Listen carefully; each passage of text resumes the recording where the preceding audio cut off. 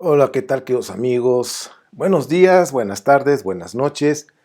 Es para mí siempre un placer poderles saludar y pues gracias a Dios que nos da la oportunidad de estudiar juntos las Escrituras sin entrar en un debate teológico, porque pues toda la Biblia, como lo hemos platicado, toda la Biblia, desde lo que es la Biblia hebrea, la Biblia cristiana, pues tiene muchas teologías, no menos de 10 teologías, y pues se refutan unas de otras, y pues y los que defienden sus dogmas, sus posturas, en fin, piensan y dicen que tienen la verdad, que la suya es la verdadera, que todos los demás están mal.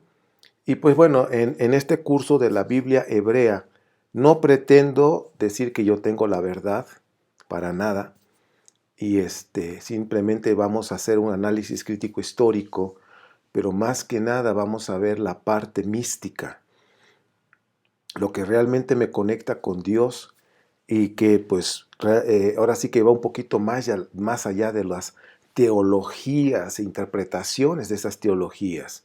Entonces, el objetivo en este curso de la Biblia hebrea en el módulo 1, pues realmente es conocer la historia, precisamente porque la Biblia hebrea nos habla de la epopeya del pueblo de Israel, tiene muchas partes místicas, tiene metáforas, tiene novelas, pero bien, vamos a analizarlo paso a paso, los puntos más relevantes.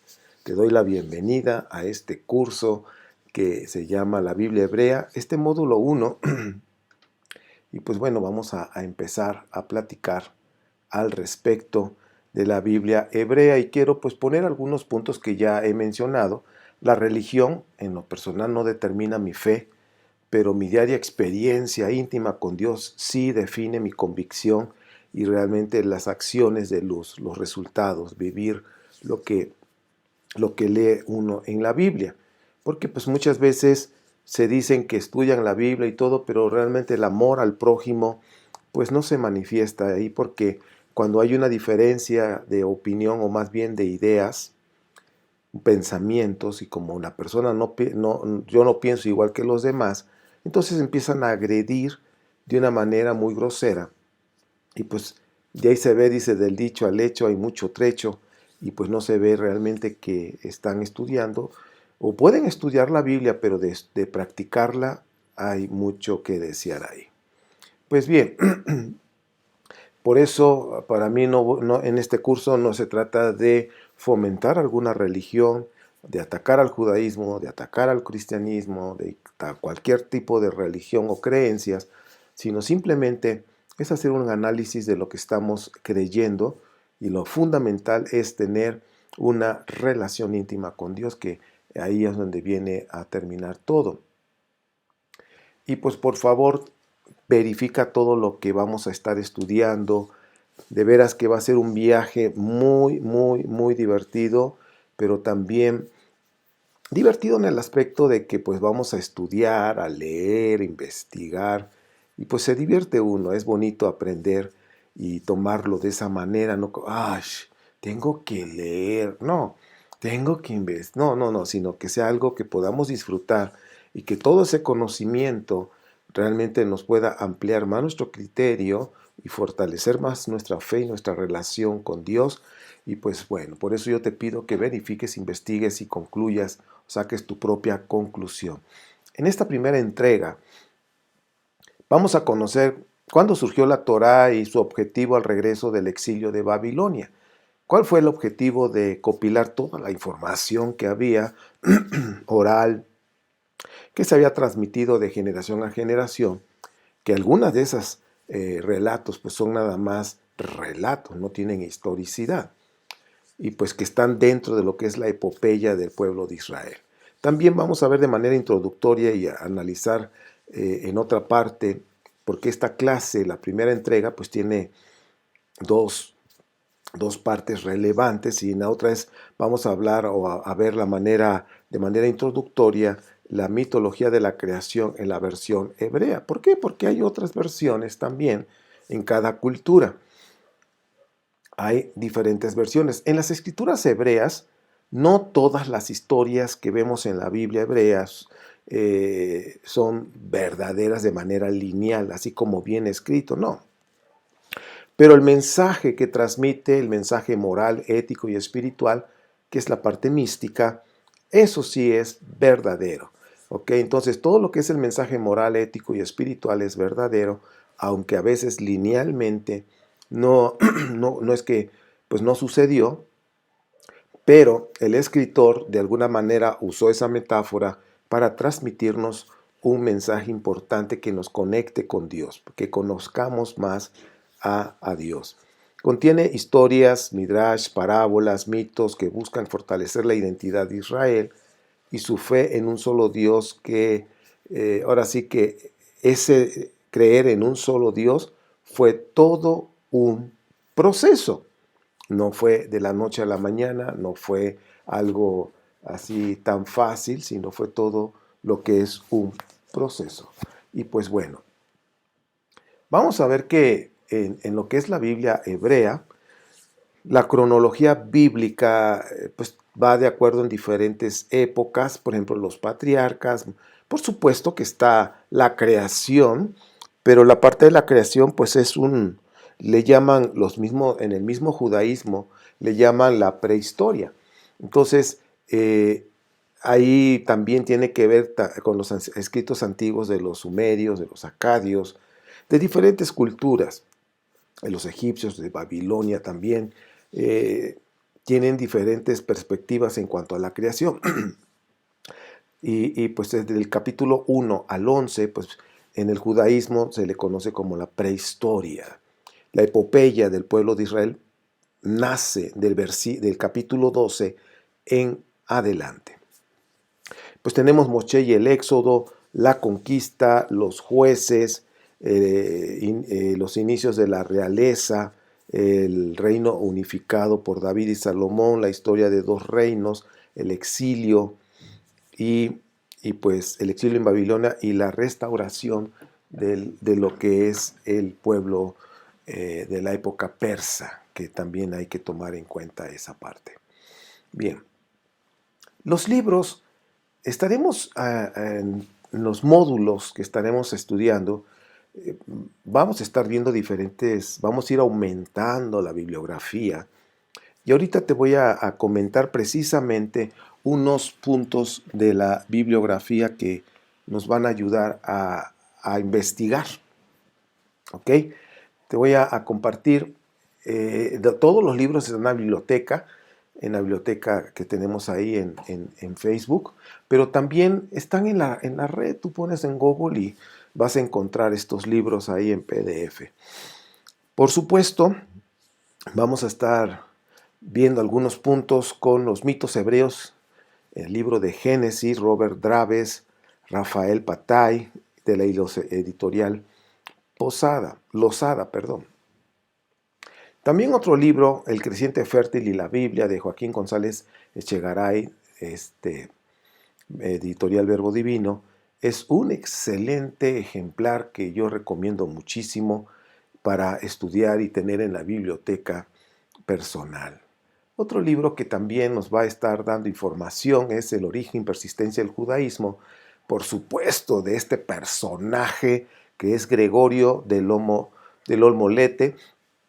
Él, de hecho, ustedes pueden buscar en YouTube sus conferencias magistrales de diferentes temas. Uno de los que son muy conocidos en YouTube es el análisis del libro de Job. Entonces, igual editorial Verbo Divino, Origen y persistencia del judaísmo. Otro libro que también es muy bueno, de Samuel Pagán, que es la historia de Israel.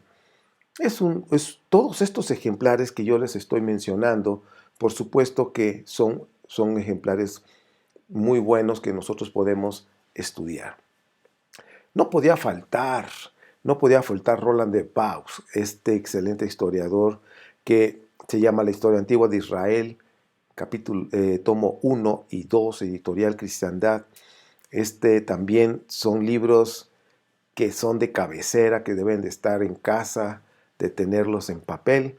Aunque ya, a mí en lo personal, a mí me gusta ya leer en mi tableta, ya me acostumbré, y los libros los compro de manera digital. Y aparte de que salen más baratos que comprarlos en papel. Y bueno, la Biblia desenterrada también de este historiador y arqueólogo Israel Finkelstein, que ha causado muchas polémicas con sus descubrimientos, y pues también recomendamos este tremendo libro. Y también de David Finkelstein, David y Salomón, es uno de los últimos libros que ha hecho este arqueólogo. Y también otro israelita, porque David Finkelstein es un israelita, y también otro israelita, Yuval Noah Harari. Son dos libros, aunque ha hecho tres que son bestseller, Sapiens, de animales a dioses, y Homo Deus, ¿sí? Entonces, estos libros nos dan mucha información arqueológica y de la existencia del ser humano en la tierra, ¿no? Entonces, pues también lo recomendamos mucho, pues también está en la biblioteca. Pues para empezar, como dicen, para abrir boca tenemos estos libros y que nos dan, no, de veras, esta bibliografía está muy, muy buena y nos da mucha información que nos ayuda, por supuesto, a entender más y más lo que leemos en la Biblia. Bien, pues vamos a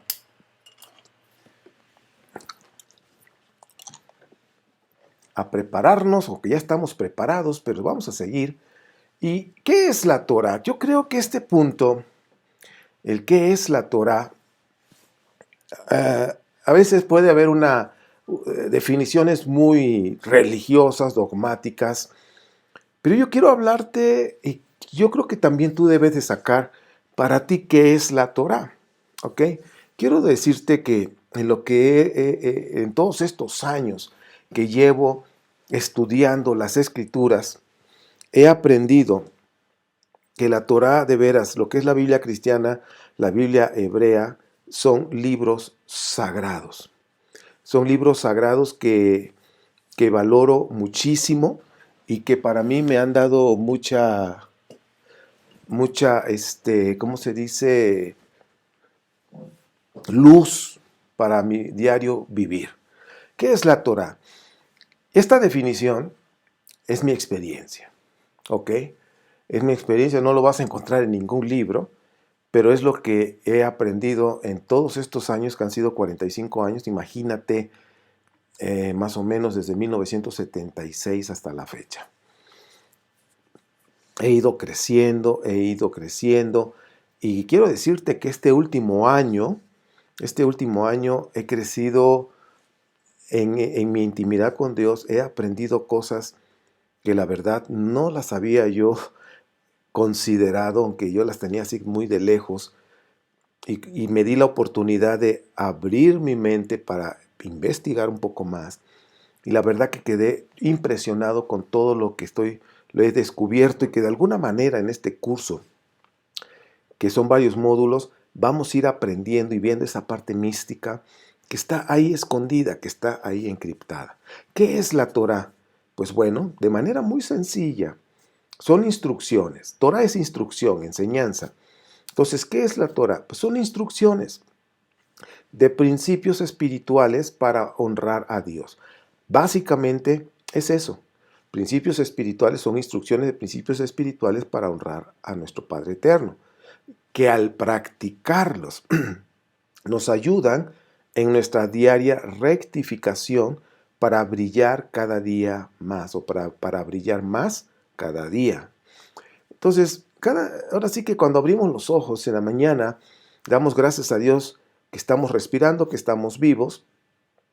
Dios nos da la oportunidad de ir corrigiendo muchas cosas de nuestra vida, Conforme vamos corrigiendo, nuestra luz va aumentando, porque la manera correcta de corregir muchas cosas de nuestra vida es practicando justicia y bondad, con un corazón humilde. Esa es la base. Y de ahí empezamos a corregir, a corregir, a corregir cosas de nuestra vida, malos hábitos, pensamientos, acciones, en fin. Conforme vamos corrigiendo, porque por supuesto no somos seres perfectos, pero Dios nos da la oportunidad de corregir. Y conforme vamos corrigiendo y vamos practicando justicia y bondad, el brillo de nuestra luz va creciendo de nuestra alma. Todas estas cosas que yo te estoy diciendo en este momento, de alguna manera, Yeshua estuvo enseñando esta parte mística de la Torah. Pero a veces los mismos dogmas del cristianismo, de una religión, no te deja ver esa parte. ¿Qué es lo que puede detener el ver todo esto? Pues es precisamente el fundamentalismo. El fundamentalismo, como dice ahí, corriente ideológica basada en la utilización de las Sagradas Escrituras como única guía de fe y práctica, es decir, se utiliza la Biblia como fundamento de la fe y asegura que son relatos verídicos de historia. El fundamentalista, por lo general, toma toda la Biblia de manera literal, dando por hecho que todo sucedió como dice ahí. Y yo quiero decirte que la Biblia no es un libro de historia. ¿Por qué? Porque una gran parte de sus relatos históricos no tienen historicidad, pero no por eso no tiene un valor. Por supuesto que tiene un valor, pero en el área mística. El resultado final del fundamentalismo es la bibliolatría, que inhabilita la razón y el sentido común de las personas y los llevan a creer en fantasías religiosas. Hoy en día hay tantas fantasías religiosas que las personas les gusta creer y prefieren y escogen creer todo eso. Date la oportunidad de abrir tu mente. Date la oportunidad de usar tu sentido común. No vas a ofender a Dios en ningún momento. Al contrario, por algo Dios nos dio la razón. Cuando no usamos la razón, entonces hay una ignorancia. Y en esa ignorancia hace que la persona sea vulnerable a ser manipulado. Hoy en día vemos, y no nada más hoy en día, sino siempre, las personas han sido manipuladas por carecer de información y por eso muchos de los líderes religiosos les dicen a las personas, tú solamente cree, no preguntes y nada más. Es por fe y nada más por fe y les empiezan a fundamentar situaciones que no sucedieron y que la gente lo cree porque lo dice cierto líder. Por eso el fundamentalismo, como dice ahí, te lleva a la bibliolatría, adoran la Biblia como si fuera un Dios, y no es así. Y eso hace que inhabiliten su razón y su sentido común, y por eso llegan a creer muchas fantasías religiosas. Y pues bueno, en esta ahora sí que en esta primer clase, hasta este punto es importante, teníamos que comenzar con esto. ¿Ok? Pero la siguiente pregunta, ¿cuándo se escribió la Torá? ¿Realmente la escribió Moisés? ¿O quién la escribió? ¿Y cuándo fue eso? Y esta parte es cuando uno comprende realmente quién escribió la Torá y cuándo se escribió, cómo fue eso, cómo sucedió, eso te abre un panorama muy grande en donde tu fe debe de crecer más en tu experiencia con Dios que creer de manera lineal lo que está ahí. Recuerda, todo lo que está escrito de manera lineal, no todo sucedió, pero no por eso no tiene un valor. Sin embargo, debajo de esas letras, debajo de esa escritura, hay una gran riqueza mística, una gran riqueza espiritual, que realmente eso es lo que fortalece nuestra vida. Quiero decirte que el pueblo de Israel sabe todo esto, que mucho de lo que está ahí escrito no sucedió. Sin embargo, porque el pueblo de Israel ha crecido y es una nación fuerte, porque Israel se enfoca en la parte mística. Israel ve la parte espiritual que hay ahí, en las escrituras. Y es por eso que han crecido de una manera impresionante en todas las áreas. no se diga en la parte espiritual. Entonces, ¿qué es la Torah? ¿Qué es la Torah? Pues bueno, vamos a dar respuesta. En la Torah hay 4 escuelas que hemos platicado ya muchas veces, que ahorita va a ser como una confirmación y repaso. Tenemos precisamente 4 fuentes que son escuelas de pensamientos: los eloístas por el dios El, los yavistas por lo que es Yahvé, la fuente sacerdotal, y los deuteronomistas. Los deuteronomistas son los autores de Josué, Jueces, una parte de Jueces, y primera y segunda de Samuel, primera y segunda de Reyes, y por supuesto el libro de Deuteronomio. El documento yavista es el más antiguo y fue compuesto en Jerusalén en el año 950 antes de la era cristiana, precisamente al final del reinado de Salomón. Ese escrito del documento yavista, fíjate, fue escrito en ese tiempo, no lo escribió Moisés. Comienza con la historia de Adán, como viene en Génesis 2. Habla de la desobediencia, la muerte de Abel, el diluvio, la torre de Babel, Abraham, Isaac, Jacob, José en Egipto, o la opresión egipcia, y el nacimiento de Moisés, las plagas, algunos episodios del Sinaí y la llegada a la tierra prometida. Eso es lo que habla precisamente este documento yavista. Estos relatos yavistas de este documento del año 950, antes de la era cristiana, son muy coloridos en su relato, en su escritura, y muestran a un Dios muy colorido, muy cercano al hombre, con mucho antropomorfismo. Lo presenta como jardinero, alfarero, sastre, huésped de Abraham. Lo muestra casi humano, mezclado con la historia de los hombres. Ahora, con la muerte de Salomón, el reino se dividió en 2 de acuerdo al relato, y el reino del sur se quedó con la obra yavista. Más tarde, en el año 750 antes de la era cristiana, el reino del norte, con un autor anónimo, escribió su propia obra, recogiendo las tradiciones norteñas, y lo conocemos como el documento eloísta. El documento eloísta, por supuesto basado en el dios El, si tú observas, y vamos a estar observando durante todo este curso y los módulos que vamos a estudiar, el reino del norte, ellos adoraban al dios El.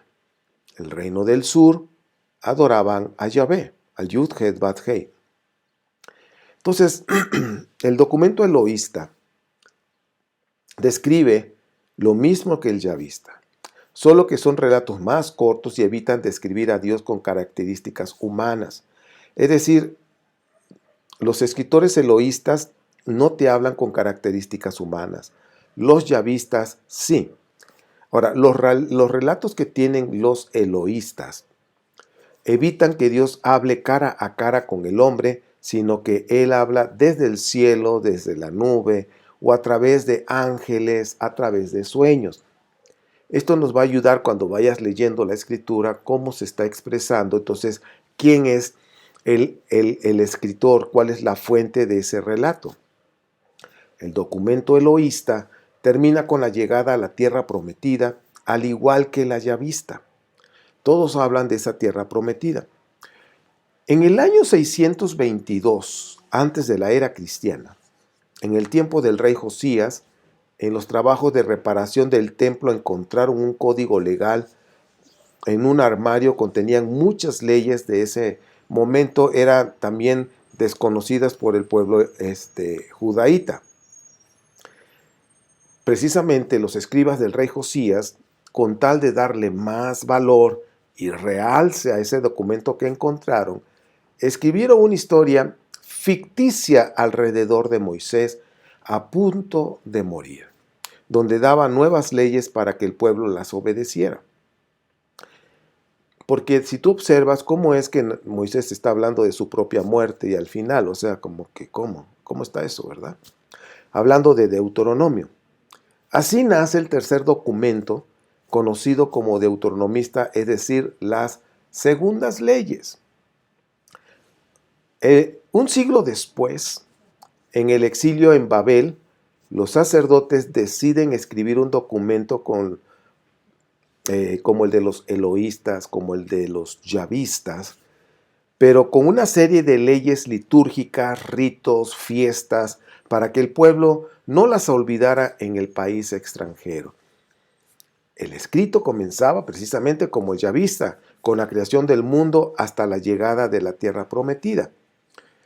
Cuando los judaítas regresaron del exilio, los líderes quisieron recopilar las tradiciones, pero se dieron cuenta que había 4 diferentes hablando de un mismo tema.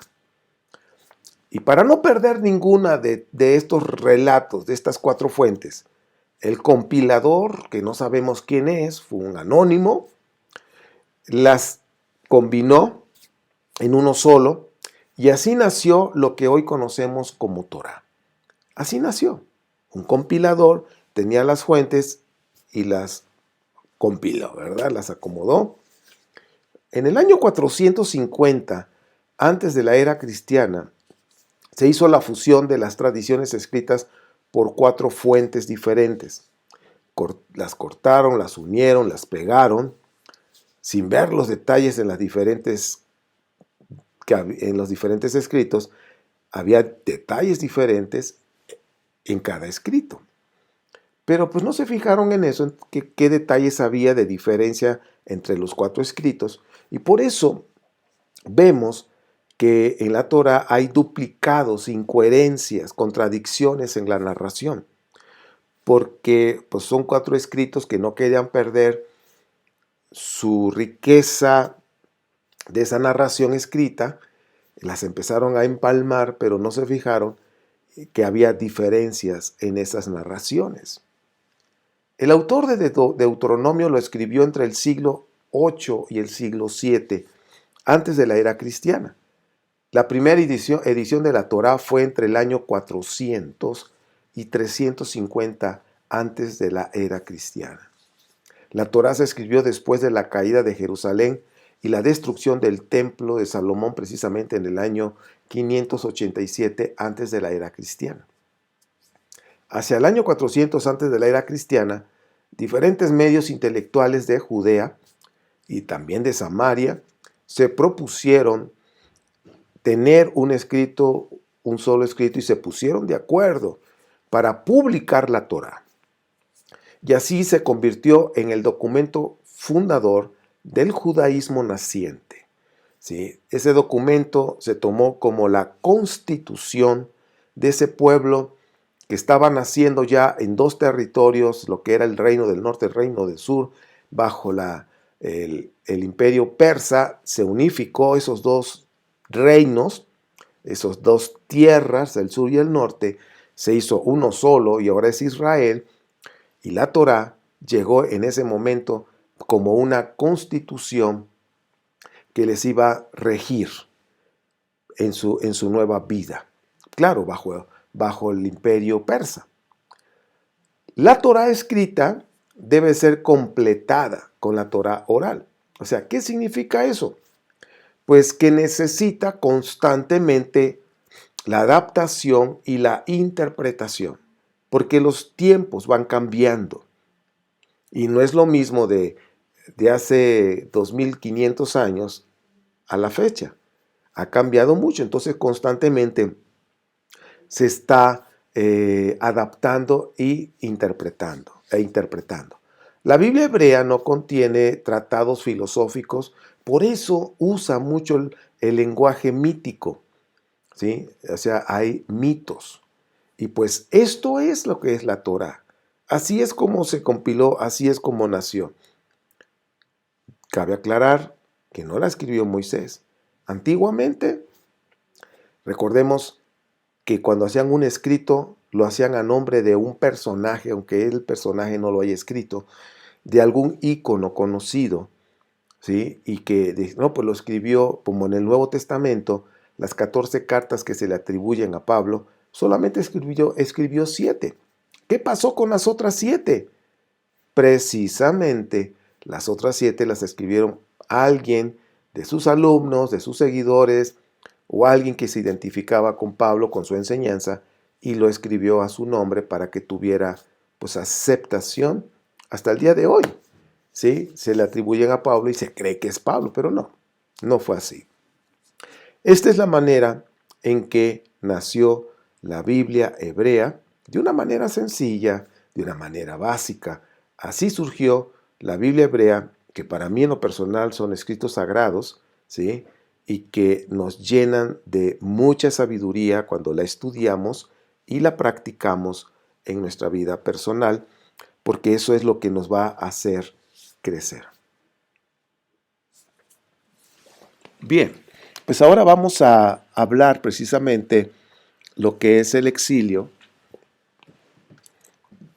qué pasó en el exilio. Bien, yo creo que esto ya está de Deuteronomio, lo que acabo de decir.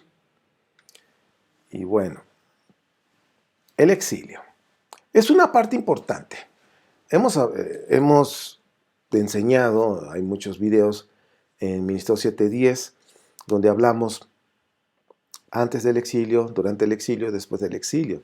Que realmente hay tres doctrinas, tres teologías diferentes en cuanto a cómo ponernos en paz con Dios. En el Nuevo Testamento, los cristianos hablan mucho de salvación. Para todo es salvación y la salvación y la salvación. En la Biblia hebrea, la salvación es en ese momento, es ahora, es el aquí y el ahora, en la Biblia hebrea. La salvación que habla la Biblia cristiana es después de la muerte. No es el aquí y el ahora, es después de la muerte. Entonces, pues estamos viendo dos conceptos totalmente diferentes. Pero ahorita nos compete la Biblia hebrea. En el año 589 antes de la era cristiana, pues como hemos hablado, el pueblo judaíta se rebeló contra Nabucodonosor, el de Babilonia, y en respuesta a eso vino Nabucodonosor y destruyó precisamente el templo de Salomón. Finalmente se llevó cautivos a Babilonia una gran parte de las personas judaítas, sobre todo los productivos, y pues esto se conoce como el exilio en una tierra extranjera.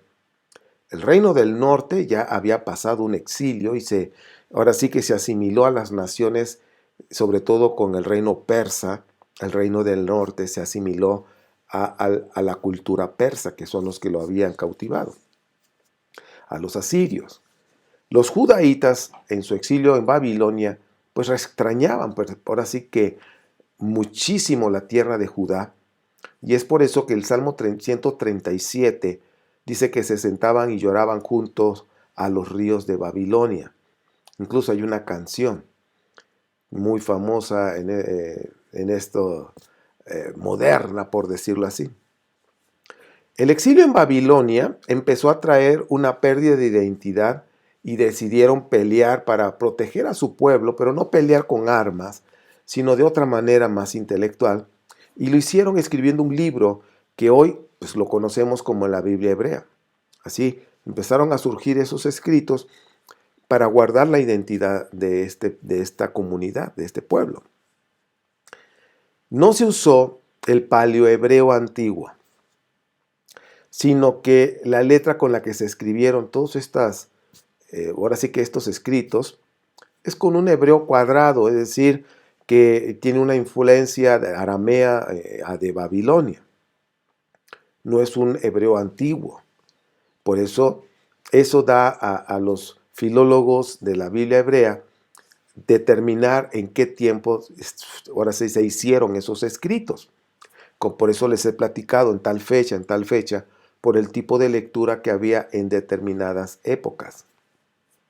Los grandes escribas de Judea empezaron a juntar todas esas historias, como les acabo de mencionar hace un rato, ¿sí? Empezaron a escribirlas, a reescribirlas sobre su pasado que conservaban sus ancestros. Escribir y reescribir, es decir, editando, cambiando, adaptando. Era la primera vez que se escribió una historia que abarca tantas generaciones. Los escribas lo hicieron para que sus compatriotas entendieran que estaban en Babilonia y porque tenían que regresar a Jerusalén, pero tenían que regresar con una identidad. Por ejemplo, uno de los escritos que hubo durante el exilio es el del profeta Ezequiel.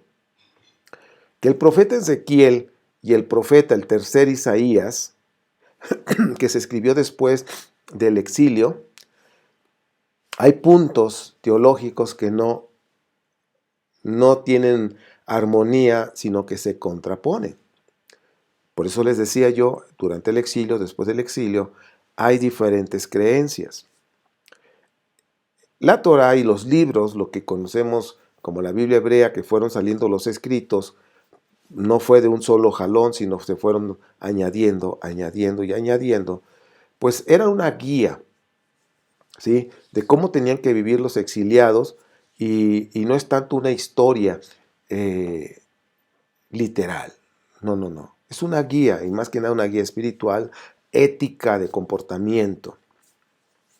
Los relatos de la Biblia hebrea son ciertas en algunas partes, como lo he mencionado, ¿sí?, porque son alegorías, metáforas, mitos, pero no por eso no vamos a ver la parte mística, que es lo más importante ahí. Los escritos bíblicos querían ilustrar los hechos aclarando su significado como ellos lo entendían, como ellos lo interpretaban.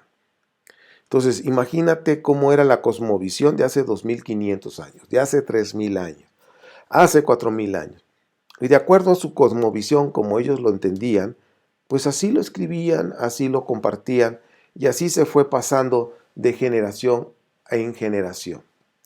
Si la historia que está escrita en la Biblia hebrea, sobre todo que estamos estudiando, si la historia no es verdadera en todos sus detalles, ¿es moralmente edificante? Por supuesto, la respuesta es sí, por supuesto que sí. La Biblia hebrea no tiene que ser ciertamente, ahora sí que cierta en la parte literal, cierta en todos sus detalles que está dando de historia, pero tiene un gran sentido en otros puntos que son los que nos ayudan a crecer, que son los que nos ayudan a conectarnos más con Dios, para conocer más a Dios. Finalmente, la misma Biblia hebrea nos enseña que lo que Dios está esperando es un buen comportamiento, que tratemos bien a nuestro prójimo, y es la mejor manera de adorar a Dios, ¿sí?, siendo buenas personas, practicando justicia y bondad con humildad. Los textos de la Torá fueron compuestos, como ya hemos dicho, entre el año 950 y el año 500, y pues sufrieron muchos cambios en esa redacción, ¿sí?, y finalmente quedó en el año 450 antes de la era cristiana, ¿sí? El pueblo de Israel aceptó la autoridad de la Torá hasta el siglo I. Es decir, que del año 450 hasta el año 100 o al siglo I antes de la era cristiana, en ese tiempo era un escrito, pero no lo tomaban como un escrito de parte de Dios o llegar al punto de decir esto es palabra de Dios, sino hasta el siglo I antes de la era cristiana, porque así se les estuvo inculcando desde que se entregó la Torá al pueblo: esto es palabra de Dios, esto es palabra de Dios, esto es palabra de Dios. ¿Por qué? Para que el pueblo se sometiera a esos preceptos de la palabra de Dios. Esto es la palabra de Dios. Ahora, el desafío de los escribas que se habían exiliado en Babilonia era escribir sobre todo la historia de sus antepasados con más de 700 años de antigüedad, basándose solamente en historias orales. Y tú sabes que es como el teléfono descompuesto, que se dice algo, imagínate, 700 años, y se va pasando y se va pasando y se va pasando. Por supuesto que va teniendo distorsiones. Los escribas tenían que encontrar un sentido en su propio mundo y explicar a los judaítas por qué perdieron el favor de Hashem. ¿Por qué Hashem los abandonó y tuvieron que irse exiliados? Y es por eso que ahí nosotros tenemos que ver antes y después del exilio. Antes del exilio, el pueblo de Israel era enoteísta, Una parte era enoteísta, una gran parte era politeísta. Enoteísta tiene que ver con monolatría, ¿sí? Reconocen que hay un Dios, ¿sí? Tengo un Dios, dice en la monolatría. Sí, pues yo tengo un Dios, pero sé que hay otros dioses. Estoy consciente que hay otros dioses, eso se llama monolatría o enoteísmo. El politeísmo es, sé que hay un Dios y otros dioses, pero yo adoro a todos, adoro más de 2 o de 3 dioses. Bueno, entonces cuando nosotros comprendemos esta parte antes del exilio, el pueblo de Israel había monolatría, también había politeísmo. El monoteísmo nació precisamente después del exilio, como se conoce del segundo templo. De ahí en adelante se empezó a enseñar acerca de un solo Dios. De hecho, de los escritos antiguos, Isaías el segundo, el Deutero-Isaías, que se escribió durante el exilio, en ese escrito, ahí está, ahora sí que es del capítulo 40 al 55, es el segundo Isaías, es anónimo, es en donde se habla más del monoteísmo, ¿ok? Presentan a un solo Dios, pero también presentan a Dios con un carácter femenino, como una madre. Entonces, pues, esto es en el segundo Isaías, que se escribió precisamente durante el exilio. Aproximadamente en el año 457 antes de la era cristiana, el sacerdote Esdras le tocó llevar de regreso a Jerusalén un gran número de personas, ¿sí? De exiliados judaítas, regresar a su tierra.